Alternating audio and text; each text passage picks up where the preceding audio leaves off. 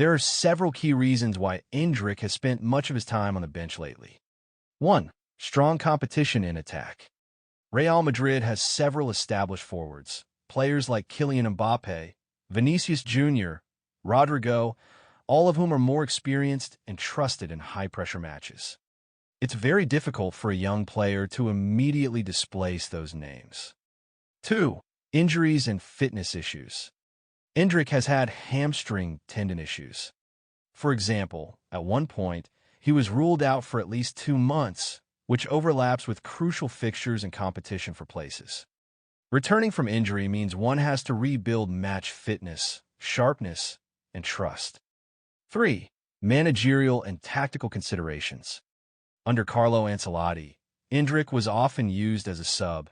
He was advised to warm the bench and be patient, learning tactical discipline and understanding the club's expectations. With Xabi Alonso now in charge, there's the added layer of deciding when it's best to bring Endrick in, given the risk when relying heavily on youthful inexperience in key moments. Alonso has indicated Endrick will get a chance, but the coach seems cautious about throwing him into high-stakes matches too soon. 4. Desire to fight for a spot rather than accept a loan. Endrick reportedly rejected opportunities for a loan move because he wants to compete for his place at Real Madrid rather than leave.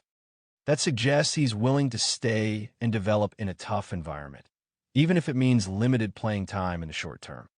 Current situation and implications.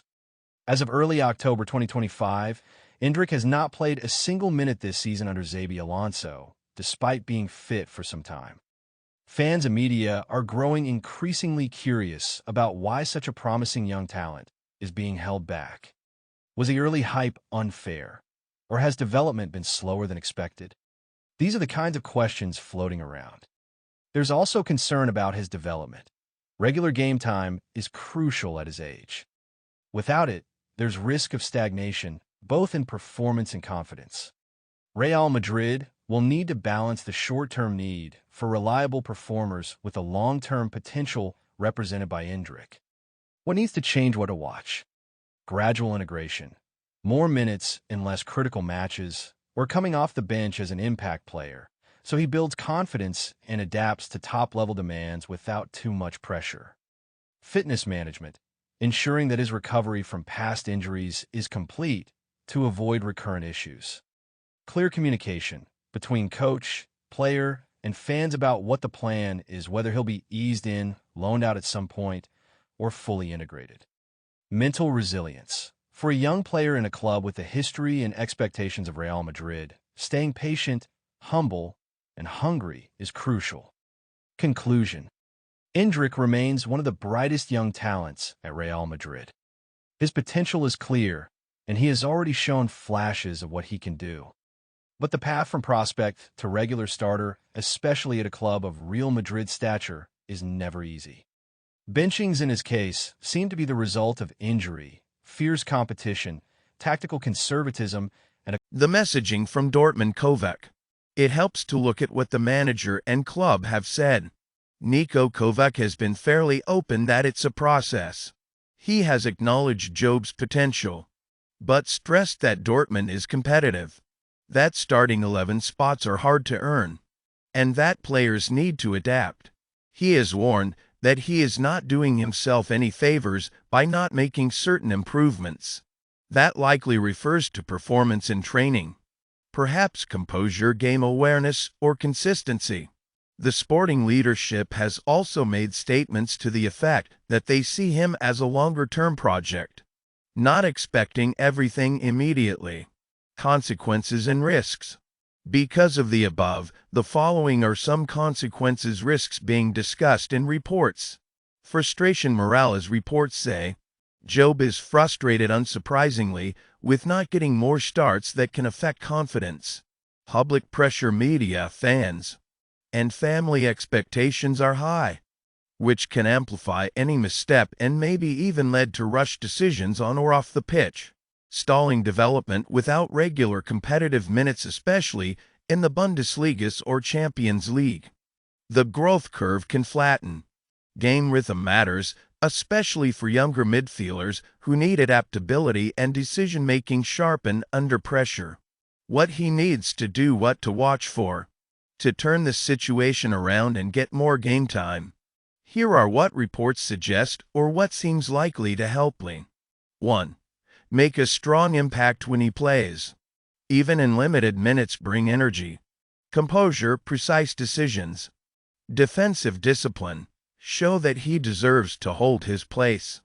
2. Consistency in training and attitude.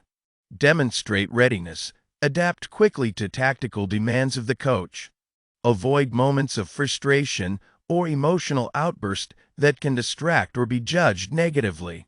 3. Avoid disciplinary issues. Be careful with bookings. Small mistakes affecting availability hurt his case. 4. Learn from senior players. Understand what separates regular starters from bench players' movement off the ball, positioning, decision speed, physical and mental endurance. 5. Patience, long view. Embrace that this may not be an instant starring role. Dortmund seem willing to invest in him long term. He has a 5-year contract, so growth over seasons, not just weeks. Verdict: where he is now and what's likely.